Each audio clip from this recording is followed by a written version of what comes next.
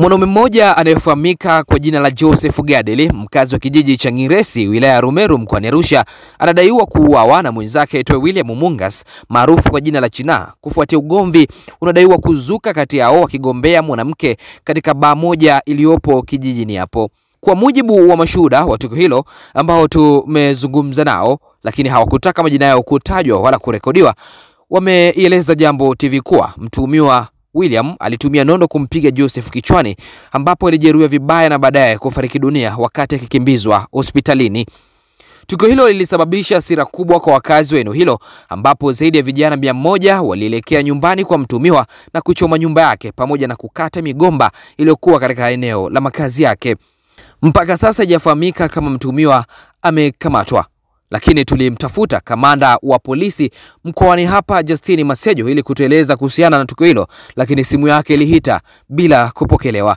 Kutoka hapa mkoani Arusha, mimi ni Baraka Lucas, mwandishi wa Jambo TV. Kwa majina yangu mimi naitwa ndugu Jonas Lemiti Kivuyo, ni mwenyekiti wa kijiji cha Ngiresi. Kilichotokea ni mauaji ambayo sina taarifa rasmi kwamba ilikuwa kwaje, lakini sheria kubwa inaashiria kwamba ni ule walikuwa kwenye baa. Baada ya kuwa kwenye baa, nadhani kwamba ugomvi umetokea. Baada ya ugomvi kutokea, walipopigana ndio huyu akachukuliwa, nadhani kaenda kafia mochwari hospitalini. Baada ya hilo kutokea, wakatokea vijana wengine sasa kutoka kule anakotoka marehemu. Kwanza mimi alinipigia simu ni baba yake na marehemu. Chanzo cha ugomvi wao hatujajua bado, kwa sababu mimi kilichonisababisha kwanza nilikimbia kwenye tukio. Hivi sasa ndio nategemea kwamba nifike kuendelea kujua kwamba nini kimesababisha au nini kimetokea.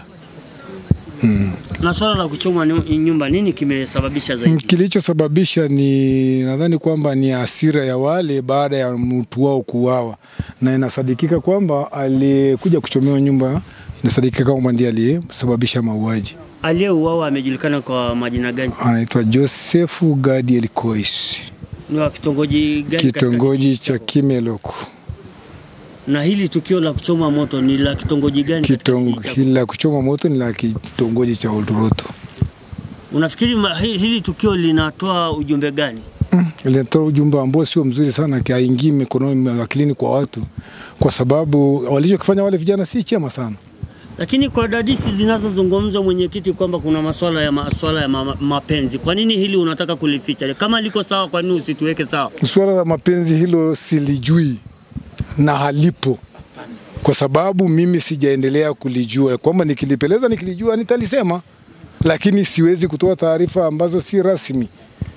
Mpaka sasa aliyetekeleza tukio yuko wapi? Aliyetekeleza tukio sijajua, kwa sababu na mimi nimefika hapa nikakuta vijana wamechoma nyumba, kwa hiyo sijajua aliko mpaka kwa sasa. Na amejulikana kwa majina gani huyu sasa ambaye amefanya tukio na kuja kuchoma nyumba yake? Kwa majina yake siwezi kujua kwamba, lakini nyumba najua ni nyumba iliyochomwa ni ya China, lakini siwezi kujua kwamba ndiye aliyesababisha, ni baada ya upelelezi utakapokamilika. Labda marehemu unamzungumziaje kama mwenyekiti wa kijiji? Marehemu ninamzungumzia kama simjui kwamba ni kama ni kwenye pombe tu, lakini hana matukio mabaya. Na aliyefanya tukio unafikiri nini kilicho? Ni mdogo, siwezi kusema taarifa hizo. Siwezi. Labda kama nyinyi viongozi mmefanya jitihada gani sasa hapa kwenye tukio? La kufanya sasa hivi ni kwamba ninaendelea kutafuta kwamba huyu anayesadikika pia nimtafute, nimkamate. Na hapo sasa nimeripoti polisi na polisi wanakuja. Wako njiani wanakuja. Waliochoma nyumba ni nani? Waliochoma nyumba ni vijana kutoka kaskazini kitongoji cha Kimeloko na Ngoika. Baada ya mauaji kutokea. Labda huyo aliuawa kwa kutumia nini? Sijajua, kwa sababu maneno yanazungumzwa mengi. Kwa hiyo siwezi jua kwamba ni kwa kisu, sijajua ni kwa nondo, sijajua kwa ngumi. Maneno gani mengi hayo yanayo? Watu wanazungumza. Yapi? Hayo wasa wanasema, wengine wanasema ameuawa kwa kisu, mwingine anasema kwa nondo. Labda mwenyekiti hajaenda kushuhudia? Sijashuhudia, kwa sababu nimekuambia ni baada ya mimi nilikuja kufika kwenye tukio. Yani kwamba baada ya hapo nilikimbilia kwenye tukio, kwa hivyo sasa ndio naendelea kufanya uchunguzi kwamba hili limetokana kwa sababu gani. Labda limetokea majira gani ya tukio? Siwezi jua pia, kwa sababu mimi nimepigiwa simu saa 2:30 na baba yake na marehemu kwamba kijana wake kauawa. na ndio sasa nikasikia kilio na mimi nikakimbilia kwenye kilio. Kufika kwenye kilio nikakimbilia huko kwenye tukio ili kuendelea kuokoa madhara mengine asiendelee kutokea. Kuna umbali gani kati ya tukio likotokea na huko kuchoma moto? Kama kilomita 1. Kilomita 1. Moja na nusu, 1 mbili. Nini kimeungua? Si hiyo hapo, siwezi kujua kama nini kimeungua. Siwezi kujua, lakini nyumba imeunguzwa vitu vyote huko ndani. Walitumia nini kuchoma moto? Walitumia ni sijajua kwa sababu nilikuta moto umeanza kuwaka. Kwa majina yangu naitwa Ezekiel Levarako Lekasi, mwenyekiti wa kitongoji cha Ondroto. Tukio la taharuki limeripotiwa kwamba kuna tatizo lilitokea kwenye baa ya Mzee Thomas. Watu wamegombana pale, mtu akawa ameumizwa na baadaye akapelekwa hospitalini, taarifa zikaja kwamba ameshafariki. Baada ya hapo vijana wa kule juu Kimelok na Ngoika wakavamia kitongoji changu, wakaja kuunguza nyumba ya William Mungas. Na baada ya hapo wananchi wangu na wananchi wa kitongoji cha jirani cha Olewolos tukajikusanyika na wa Oligilai Kivesi. Tulipokusanyika tukataka kuvamia, lakini baadaye tukatumia hekima, tukasema tuzivamie ili matatizo yasiwe mengi. Kwa hiyo baada ya hapo tukabaki kule kama mita 200, wakaendelea kuchoma nyumba. Baadaye walipoondoka tukaja sasa kuzima moto. Kwa hiyo ndio tukio lililotokea mpaka saa hii. Labda waliochoma nyumba ni nani? Waliochoma nyumba ni vijana wa kule juu kitongoji cha Kimelok na Ngoika, kwa sababu ya taharuki ya kutokea tatizo la mauaji ya mwenzao. Labda chanzo tunadaiwa ni mpaka wamekupana. Chanzo bado sijajua, ndio tunaifuatilia. Tuko na mwenyekiti wa kijiji hapa, ndio tunafuatilia chanzo, bado hatujajua chanzo mpaka saa hii. Labda watu wanasema Bado sijapata vizuri. Ndio. Na kwa nini ndio washuhudia kwa anachoma moto mpaka mkaacha mpaka? Hapana, tungeenda kuvamiana ingetokea mauaji makubwa. Kwa hiyo tungekuja, maana wao wanaoshoka, wanao marungu, wanaopanga, wanaofiekeo. Sawa Sasa tungekuja sisi na watu wa kwetu imepigwa yowe, wametoka mikono mitupu, hawakujua kwamba ni vita. Baadaye wachache waliotoka na silaha nikawazuia, nikawaambia hapana, tusivamiane maana itatokea mauaji makubwa, na tukazuia hilo jambo lisitokee. Kwa hiyo mpaka sasa tunamshukuru Mungu kwa tumeweza kuzima moto, na nani linaloendelea, tunasubiri polisi. Tumeshawapigia polisi, wanakuja, mwenyekiti wa kijiji amewasiliana nao, wanakuja, alafu tutafanya tutapata ripoti vizuri.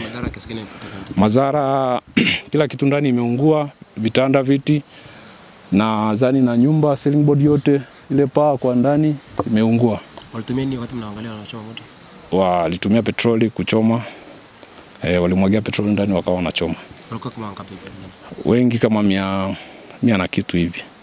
Okay, labda wawili hawa ambao tukio limewakuta unawafahamu? Labda sasa huyu aliyechomewa nyumba ndio unamfahamu. Yule wa kule juu simfahamu. Anaitwa William Mungas. Ndiye ameunguziwa nyumba. Ana kama miaka mingapi? Kama 38, 37. Ambaye ni mtumiwa mauaji? Hapana, sijasema mimi ni mtumiwa mauaji, maana bado sijathibitisha. Yule aliyeuawa simjui. Anasema anaitwa Joseph. Kuna uhusiano gani kati ya mauaji na hii nyumba? Mahusiano kati ya mauaji na hii nyumba? Hakuna mahusiano yoyote, ni vijana tu kutosikiliza viongozi na wazazi wao kwamba wasitoe fujo, lakini wakaja kutoa fujo kwa sababu huwezi kulipa baya kwa baya. Unalipa baya kwa jema. Wangetusubiri wakatushirikisha, wala isingetokea haya. Sasa si wanapiga yowe. Maana wengi wao wengine wameelewa, kwa hiyo wengine walikuwa wanapiga yowe. Ndio. Asante.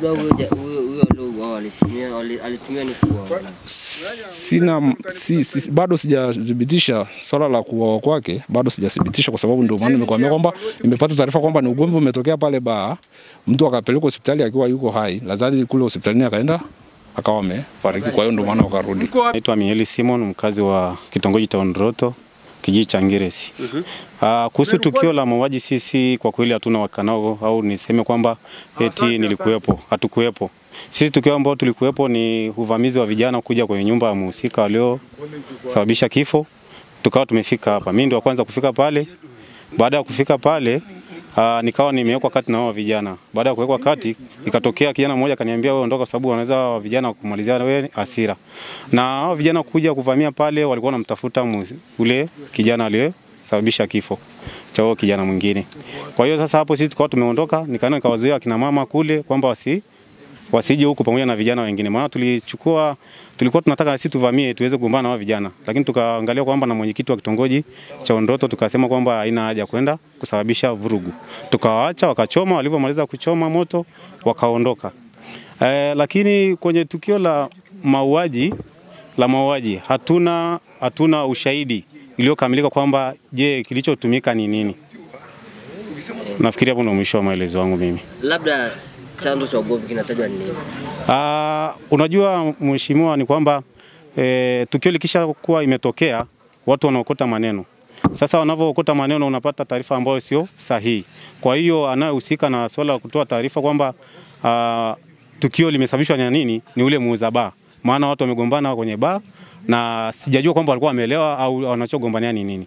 Lakini taarifa ambao labda watu wanavyosema wao walikuwa wanagombania 1 2 3 kwa kweli sio sahihi. Sahihi mtapata kwa muuza baa. Labda watu walikuwa wanasema wanagombania nini? Maneno ya watu wanasema nini? Mimi siwezi kusema kwamba eti walikuwa wanagombania nini au nimesikia kwa mtu, siwezi. Walikuwa wanasema wanagombania nini? Mimi naweza nikasema ni ulevi, maana wako kwenye baa. Umesema 1 2 3. Watu wanasema wanagombania nini watu? Kama sasa hivi watu wanasema mapenzi, lakini sio mapenzi. Hapana. Wewe baada ya wale vijana kukuweka kati walikuambia nini? Waliniambia, mimi walichoniambia wananiambia ise fulani China katulia ndugu yetu. Nikamwambia sawa, lakini kwa nini? Nikamwambia lakini kwani nyumba inahusika na nini na mauaji? Tunamtafuta yeye ili na sisi tuweze kumuua. Labda wale aliuawa kwa nini? Siwezi jua kwa sababu watu wanazungumza kwamba walikuwa wanataniana, sijui labda na muuza baa pale, ikawa labda huyu kijana labda alimcrash huyu mwingine ndo wakatokea kugombana. Alitumia nini kwa? Siwezi jua. Hapana.